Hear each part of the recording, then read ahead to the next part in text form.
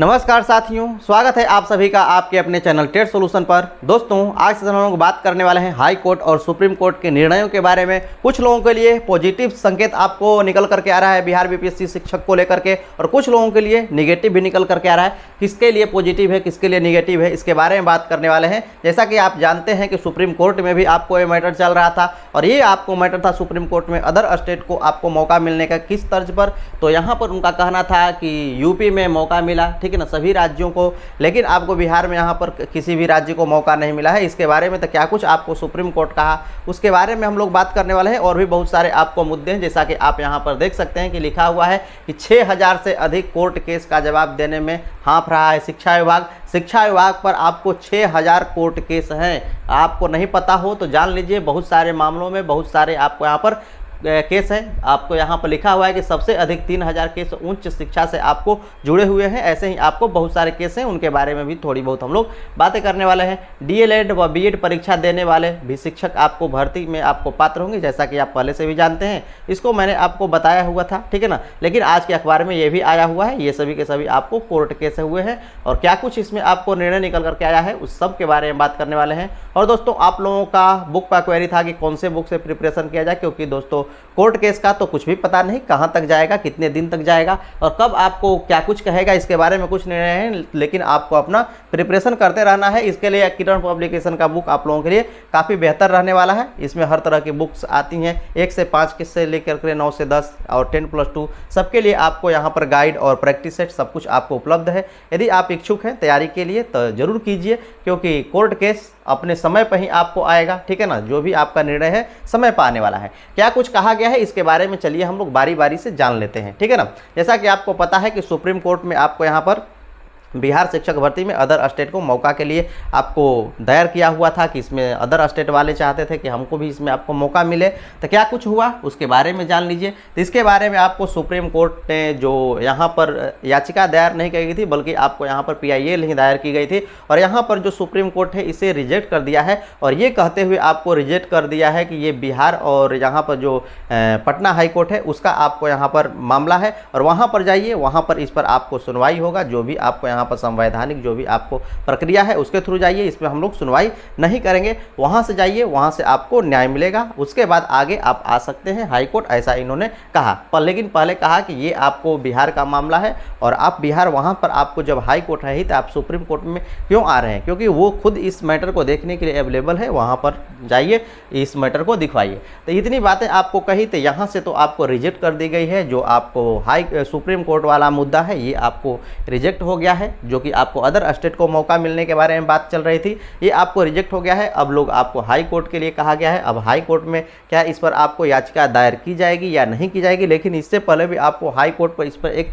याचिका ऑलरेडी दायर है। तो क्या कुछ होगा, जो भी निर्णय आएगा उसके बारे में आगे चल करके मैं आप लोगों को बताने वाला हूँ, ठीक है ना। तो यहाँ पर हम लोग बात करने वाले हैं कि क्या कुछ आपको किसके लिए पॉजिटिव संकेत है। पटना हाई कोर्ट में शिक्षक नियमावली पर आपको ये जल्द हो सकती है रद्द, क्योंकि इसके आपको पॉजिटिव संकेत मिले हैं। जो इस नियमावली को रद्द कराना चाहते हैं उनके लिए आपको ये पॉजिटिव संकेत है, लेकिन जो चाहते हैं कि ये बहाली रेगुलर होती रहे, अर्थात ये बहाली हो, उनके लिए ये आपको नेगेटिव संकेत है। क्या कुछ हुआ है इसके बारे में हम लोग बात करने वाले हैं। बहुत सारे लोग तो ये कहते थे कि आपको फर्स्ट हियरिंग में ही सारी की सारी जो है आपको खत्म हो जाने वाली है। कहने का कोर्ट जो आपका ये केस है, केस ही आपको रद्द कर दिया जाएगा, लेकिन ऐसा कुछ भी नहीं हुआ है। हाई कोर्ट ने इसका संज्ञान लिया है और इस पर इन्होंने सुनवाई शुरू कर दी है, ठीक है ना। सेकेंड हियरिंग आपको हुई है, और क्या कुछ आपको कहा गया है, जिसमें आपको 3 लोगों के आपको यहाँ पर हियरिंग हुई। जैसा कि आपको पता है कि एक तो पहले हुआ था और 3 अभी हुआ। कुल मिलाकर के यदि हम लोग टोटल हियरिंग के बारे में बात करें तो 4 लोगों के केसों का आपको हियरिंग हुआ। एक में तो आपको पता है कि 29 अगस्त का आपको यहाँ पर मिला गया है, ठीक है ना। जो डेट मिला है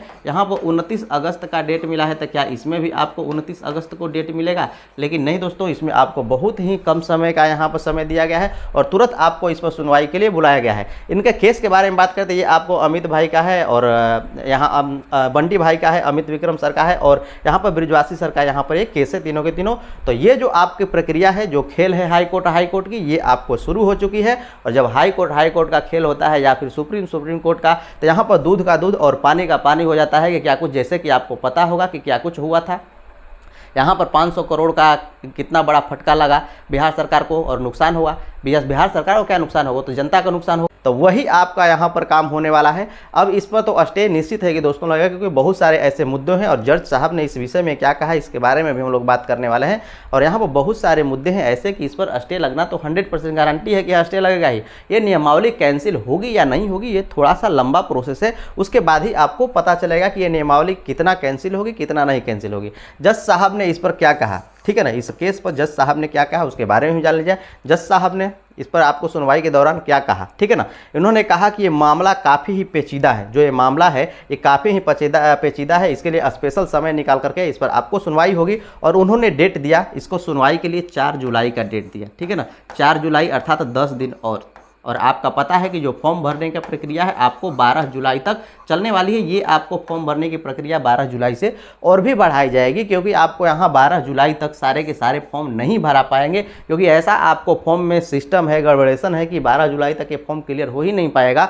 तो निश्चित रूप से ये जो आपको 12 जुलाई वाला मौका है 3 दिन 4 दिन 5 दिन 6 दिन, ये निश्चित रूप से आपको बढ़ाया जाएगा, क्योंकि बहुत सारे लोगों का फॉर्म में बहुत सारी तकलीफें हो रही हैं। तो यहाँ से डेट ये आपको बढ़ने वाला है, ये 12 जुलाई से आगे आपको डेट बढ़ेगा। लेकिन यहाँ पर हम लोग बात करें तो इन्होंने 4 जुलाई के यहाँ पर समय दिया और उन्होंने कहा कि ये जो मैटर है काफ़ी पेचीदा आपको समझ में आ रहा है और इस पर हम लोग स्पेशली तरीके से सुनवाई करेंगे, क्योंकि जानते हैं कि आपको केस बहुत सारे पन्नों का है, उसको पढ़ना, उसको ध्यान से देखना, ठीक है ना। सिर्फ आपको ये जज का ही काम नहीं होता है, उनके साथ बैठे हुए बहुत सारे आपको सिस्टम है, वो सिस्टम आपको काम करता है। जज तो सारे के सारे मैटर को सुनते हैं, उस पर एनालिटिक तो जो लोग हैं वो आपको करते हैं, लेकिन उनको भी आपको इसके लिए पढ़ने के लिए समय चाहिए होता है कि क्या कुछ आपको कहा गया है, क्या कुछ मैटर है और क्या कुछ आपको जो बोलते हैं उनके आधार पर तो जज साहब आपको निर्णय लेते हैं। तो ये आपको काफ़ी ही पेचीदा मुद्दा है, क्योंकि बहुत सारे इसमें गड़बड़ेशन है, बहुत सारे पॉइंट्स है जिन पॉइंट्स को आपको नोट किया जाएगा, ठीक है ना, और उस आधार पर इसकी सुनवाई की जाएगी। तो ये आपको 4 जुलाई का यहाँ पर डेट रखा गया है और एक डेट तो आपको पता ही है कि 29 अगस्त को रखा गया है।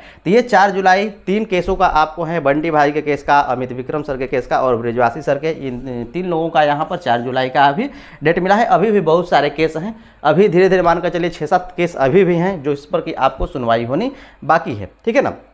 तो यहाँ पर आप लोगों का बहुत सारे लोगों का तो ये कहना था कि ये फर्स्ट हियरिंग में ही कैंसिल हो जाएगा, अर्थात यहाँ पर नियमावली रद्द नहीं होगी और ये आपको कैंसिल हो जाएगा। कुछ लोगों का ये कहना था, लेकिन आपको ऐसा कुछ नहीं हुआ, आपको सेकेंड डेट मिला है और सुनवाई निश्चित रूप से होगी और इसी सुनवाई में आपको पता चलेगा कि स्टे लगेगा या नहीं लगेगा, ठीक है ना, क्योंकि स्टे तो निश्चित रूप से लगेगा। अब इसमें कोई ये बात नहीं है कि स्टे न लगे, स्टे लगना तय है, क्योंकि मैटर बहुत सारा इसमें है और बहुत उलझाऊ ये आपको केस हो चुका है, तो स्टे निश्चित रूप से लगेगा, ठीक है ना। तो आपको प्रिपरेशन का भी समय मिल जाएगा, आप अपना प्रिपरेशन करना नहीं छोड़िएगा, प्रिपरेशन निश्चित रूप से आप करते रहिएगा, क्योंकि प्रिपरेशन, अब कोर्ट केस, कोर्ट क्या कुछ कहेगा अपने समय पर वो तो बात अलग है, लेकिन आपको अपना प्रिपरेशन करते रहना है, क्योंकि वही आपके बस में है, जो आपके बस में है वो तो आप कर सकते हैं, वो करते रहिएगा, क्योंकि आप पढ़ेंगे तो नुकसान थोड़ी करेगा, एग्जाम ले या ना ले उससे कोई दिक्कत नहीं है, ठीक है। यहाँ पर एक नोटिफिकेशन वाला भी मुद्दा है कि नोटिफिकेशन में आपको बार बार बदलाव किया जा रहा है, और जबकि नोटिफिकेशन में आपको बार बार बदलाव नहीं किया जाता है।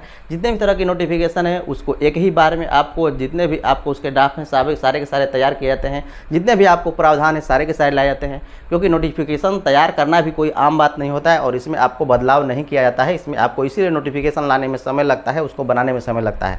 लेकिन बिहार शिक्षक यहाँ बहाली का नोटिफिकेशन के बारे में बात करें तो दिन प्रतिदिन इसमें कुछ न कुछ आपको छेड़छाड़ होते ही जा रहे हैं, कुछ न कुछ इसमें आपको बदलाव होते ही जा रहे हैं। तो इसलिए आपको इस नोटिफिकेशन पर आपको केस करने के बारे में भी बात चल रही है कि इस पर भी केस किया जाएगा। कुछ अभ्यर्थियों का ये कहना है और उनका ये कहना है कि जो ये डेली बेसिस पर आपको यहाँ पर हो रहा है इसमें बदलाव, जैसे कि झारखंड में ऐसे ही आपको हुआ था नोटिफिकेशन में केस, क्योंकि उस नोटिफिकेशन में आपको चेंज किया गया था और उस पर आपको झारखंड में आपको केस हुआ था उसके हाई कोर्ट में, ठीक है ना, झारखंड हाई कोर्ट में। तो उस स्थिति में आपको वहाँ पर मिली थी, अभ्यर्थियों को वहाँ पर मौका मिला था और उनकी आपको जीत हुई थी। उसी तर्ज पर कह रहे हैं कि हम लोग केस करेंगे, ठीक है ना। बार बार यहाँ पर नोटिफिकेशन में जो बार बार बदलाव किया जा रहा है, ये बदलाव असंवैधानिक है, ये बदलाव की कोई प्रक्रिया नहीं है, बदलाव नहीं होनी चाहिए, इस पर भी केस करने के बारे में बात चल रही है। तो ये भी आपका हो सकता है, ये कोई बड़ी बात नहीं है। तो नोटिफिकेशन पर भी आपका केस हो सकता है कि कोई भी नोटिफिकेशन को चेंज तो नहीं किया जा सकता, जो नोटिफिकेशन एक बार आ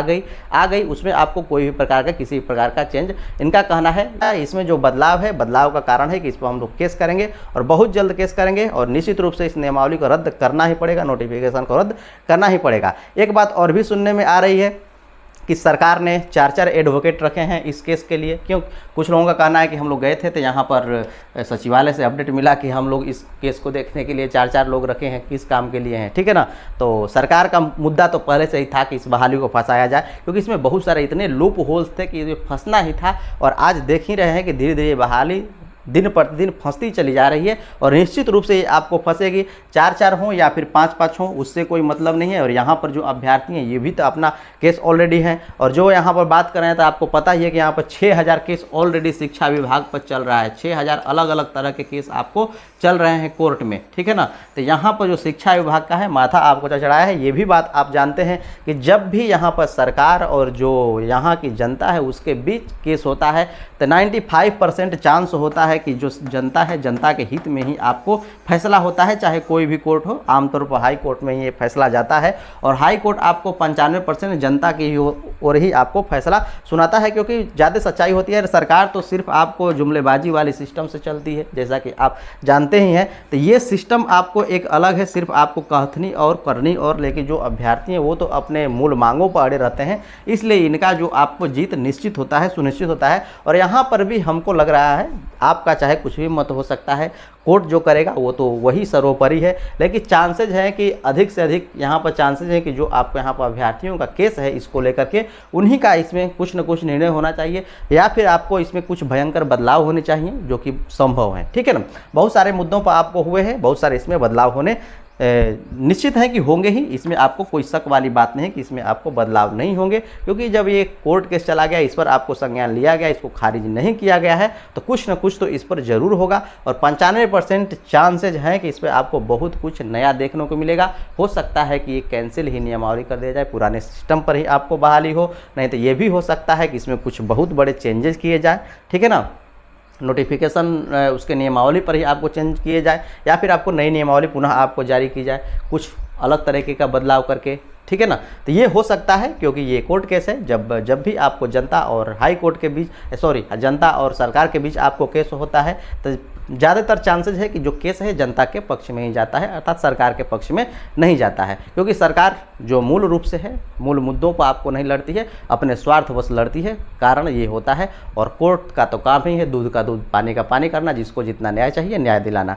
तो आप 29 अगस्त भूल जाइए और कुल मिलाकर के ये याद रखिए कि 4 जुलाई को जो निर्णय आने वाला है वही आपको होने वाला है, क्योंकि 29 अगस्त तो आपको काफ़ी ही लंबा होने वाला है। तो 4 जुलाई को जो निर्णय आएगा वही आपको सर्वमान्य होने वाला है। और दोस्तों, जैसा कि आप जानते हैं कि ये कुछ तो मैंने आपको बता ही दिया है कि 6000 आपको केस चल रहे हैं, और भी आपको मैंने बता ही दिया है कि पहले से भी आपको बता दिया है कि जो भी आपको DLED BEd वाली आपको जो परीक्षा है इसमें आपको शामिल हो चुका है सीटेट जुलाई, जो कि अगस्त में आपको होना है। और इसमें आपको लगभग आपको 45,000 ऐसे लोग हैं जो कि आपको शामिल होंगे इस बहाली में, ठीक है ना।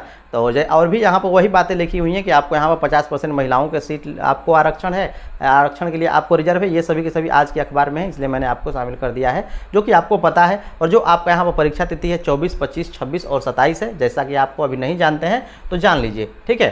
तो ये सभी के सभी आपको यहाँ पर हैं। और आपका जो परीक्षा होने वाला है 120 अंक का होने वाला है, जैसा कि आपको पता है। जो आपको जनरल वर्ग के लिए सीटेट में आपको चाहिए 60% अंक, और जो भी आपको यहाँ पर महिलाओं के बारे में बात करें उसमें 5% छूट मिलेगा। 55% अर्थात 82 अंक आपको चाहिए। उसी प्रकार सबके लिए है। आपको यहाँ पर बात कर लिया जाए OBC के बारे में बात कर लिया जाए, EBC BC2 के बारे में बात कर लिया जाए तो उनके लिए आपको 55% चाहिए। SC ST फिजिकल हैंडीकैप्ड के लिए आपको 50% चाहिए होंगे सीटेट। जिनको आपको इतना होगा वो आप अप्लाई कर सकते हैं इस एग्ज़ाम में, ठीक है ना, शिक्षक बनने के लिए। तो दोस्तों, मैं आशा करता हूं कि आज का सेशन आप लोगों को काफ़ी बेहतर लगा होगा। यदि बेहतर लगा होगा तो लाइक से सब्सक्राइब करना नहीं भूलिएगा, जरूर कर दीजिएगा। और इसी तरह की वीडियो के लिए इस चैनल पर बने रहिएगा। और आप लोगों के लिए, आप लोगों के प्रिपरेशन के लिए मैं आप लोगों के लिए मैथ्स और रीजनिंग का भी क्लास लेकर के आता हूं, तो आप डेली जुड़े रहिएगा। बहुत सारे महत्वपूर्ण कॉन्सेप्ट्स को मैं आपको सिखाता हूं, जो कि आपको एग्जाम के लिए काफ़ी महत्वपूर्ण होते हैं और निश्चित रूप से आने के चांसेज उनके होते हैं, जो कि आपको